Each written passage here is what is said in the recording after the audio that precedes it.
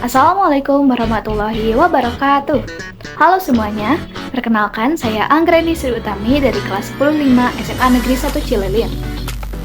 Di sini saya membuat alat peraga siklus air untuk tugas geografi yang diampu oleh Ibu Siti Muna. Saya juga akan menjelaskan bagaimana sih siklus air itu terjadi, mulai dari evaporasi, kondensasi, presipitasi, transpirasi, serta infiltrasi. Apa sih siklus air itu? Pada dasarnya, siklus air atau hidrologi adalah gerakan sirkulasi akan terbentuknya air di planet bumi. Dalam sirkulasi tersebut, meliputi gerakan yang dimulai dari air laut menuju atmosfer dalam bentuk uap, kemudian kembali lagi ke bumi.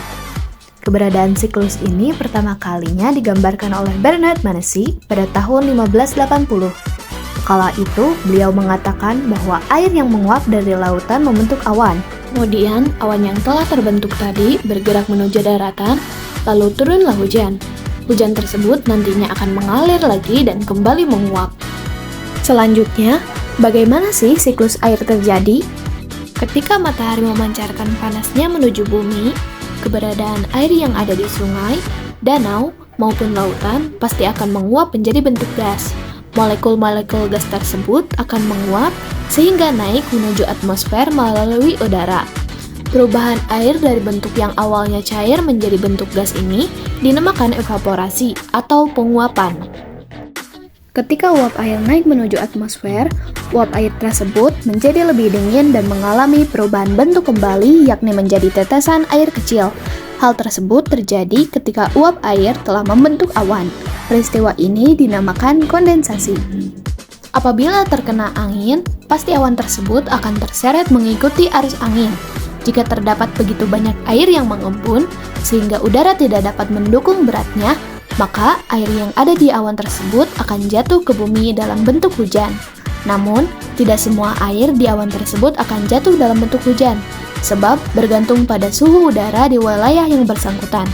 Dapat berupa bentuk cair atau hujan, tetapi dapat juga berupa bentuk padat, misalnya salju, hujan salju, dan hujan es. Proses ini adalah ketika air dari awan jatuh kembali ke bumi, yang mana pasti sebagian besar jatuh menuju ke tanah dan membasahinya hingga ke dalam tanah. Air-air tersebut kemudian berkumpul di bawah tanah, terutama di lapisan batuan, pasir, atau kerikil yang dapat dinamakan sebagai akuifer alias air tanah. Tanah tersebut nantinya akan merembes hingga ke bagian bawah sungai, sehingga akan memberikan aliran air bahkan setelah hujan berhenti. Proses ini adalah ketika air menguap dari tanaman, terutama melalui daun. Hal tersebut juga dapat berpotensi untuk mengembalikan uap air kembali ke udara. Singkatnya, proses siklus air ini berupa air laut atau air yang ada di darat akan menguap, kemudian naik menuju ke langit, dan berkumpul di udara, sehingga membentuk gumpalan air.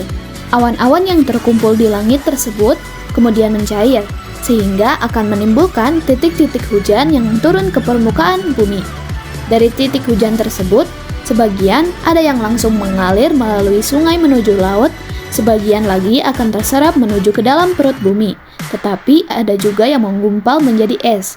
Cadangan air yang ada di permukaan bumi tersebut nantinya akan menguap kembali menjadi bentuk awan dan melakukan proses perputaran yang sama secara terus-menerus dan berulang-ulang.